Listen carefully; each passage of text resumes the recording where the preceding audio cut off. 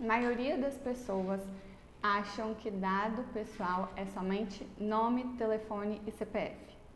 Isso é muito comum de acontecer e a gente entende por quê, né?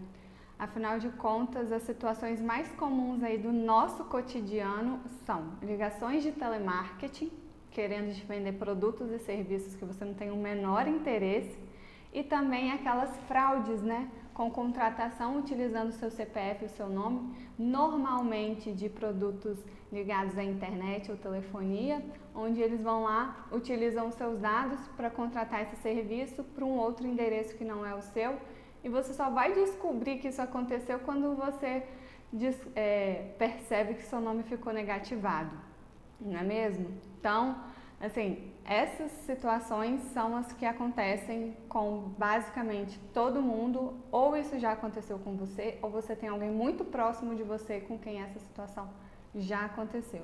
Tanto a do telemarketing, quanto a da contratação utilizando o nosso número de CPF. Pensa aí que eu tenho certeza que você vai lembrar de alguém. Mas como eu ia dizendo, dados pessoais não são só nome, telefone e CPF. Eles vão muito além disso. Dado pessoal é toda informação capaz de identificar uma pessoa física. Então, a gente tem aqueles dados que identificam de imediato, né? São o nome, o número do telefone, o CPF, o número da carteira de identidade, o número da carteira de motorista, o número do passaporte. Esses normalmente são documentos individuais e esses números são pessoais de cada um. Então, só aquele número já é capaz de te identificar. Mas além desses dados que te identificam de imediato, a gente também tem outros dados que podem te identificar quando estão em conjunto com outros dados pessoais. Mas como assim, Larissa? Calma, vai ser fácil de entender. Essa analogia eu acho que todo mundo usa. Se você já estudou sobre o tema de proteção de dados, tenho certeza que você já ouviu essa analogia. Eu vou trazer ela pra gente também porque ela é muito explicativa. É a teoria do quebra-cabeça. Imagina você um quebra-cabeça. O quebra-cabeça ele vai mostrar uma imagem, correto?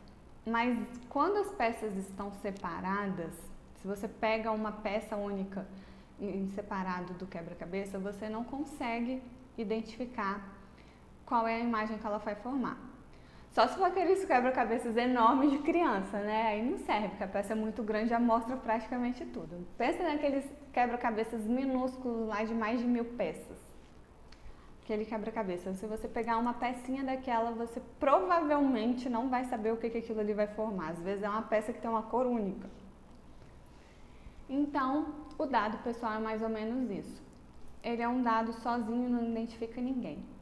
Mas assim como no quebra-cabeça, quando você começar a montar as peças, as imagens vão começar a aparecer e você vai começar a identificar qual é a figura, qual é a paisagem que aquele quebra-cabeça vai montar no final das contas. E com o dado pessoal a mesma coisa. Aquele dado, às vezes um dado não vai te mostrar nada, não vai conseguir te identificar ninguém. Mas a partir do momento que você começar a utilizar eles ou analisar eles em conjunto com outros dados, você vai conseguir formar, identificar uma pessoa, o titular de dados pessoais. Vamos pensar assim, brasileira, né? Vamos pensar numa pessoa específica. Se a gente pegar uma pessoa e dividir ela pela nacionalidade, pensar na nacionalidade brasileira. Quantos brasileiros não existem, né? 220 milhões de brasileiros. Então vamos segmentar mais. Mulher. Então uma brasileira mulher. Vamos identificar, por exemplo, pela sua profissão. Uma brasileira mulher advogada. Aí você consegue identificar também a partir da cidade onde a pessoa mora. Vamos pensar no meu caso. Advogada, brasileira, mulher, né? Brasileiro, mulher, advogada, que mora em Vitória.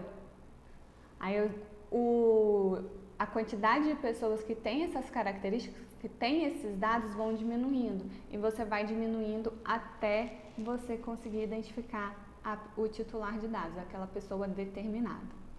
Então, o dado pessoal não é só nome, telefone, CPF, RG. Também é todo aquele dado que vai poder identificar a pessoa quando analisado em conjunto com outros dados.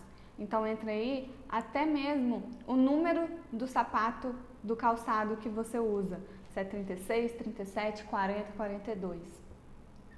Então, todos esses dados, que quando em conjunto vão conseguir identificar uma pessoa, também é considerado um dado pessoal.